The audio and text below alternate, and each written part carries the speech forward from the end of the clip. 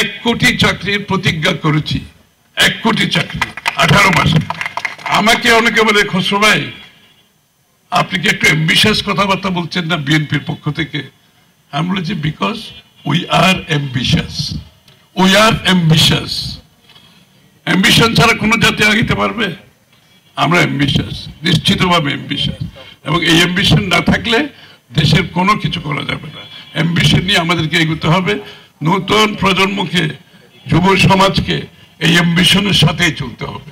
এবং এই চাকরি, শিক্ষিত যারা এখন চাকরির বাইরে আছে তাদের জন্য, যাদের স্কিল, যাদের দক্ষতা নাই তাদেরকে দক্ষতার মাধ্যমে তাদের জন্য চাকরি, এবং যাদের বিভিন্ন ট্রেনিং এর মাধ্যমে তাদের জন্য চাকরি।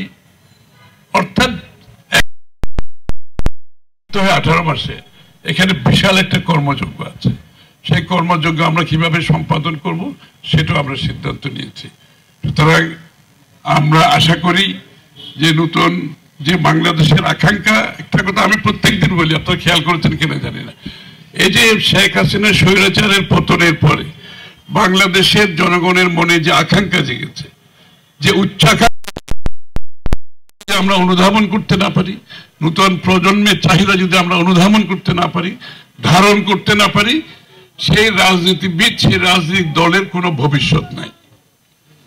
এবং রাজনীতিবিদদের আমরা বলছি you better wake up and smell the coffee.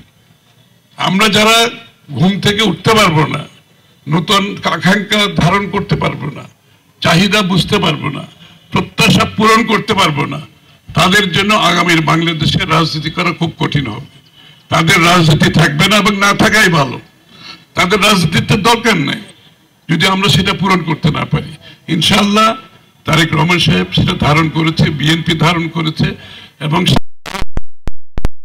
Bangladesh আপনাদের সকলকে নিয়ে আগামীর বাংলাদেশ গড়ে তুলবো ইনশাআল্লাহ। সবাইকে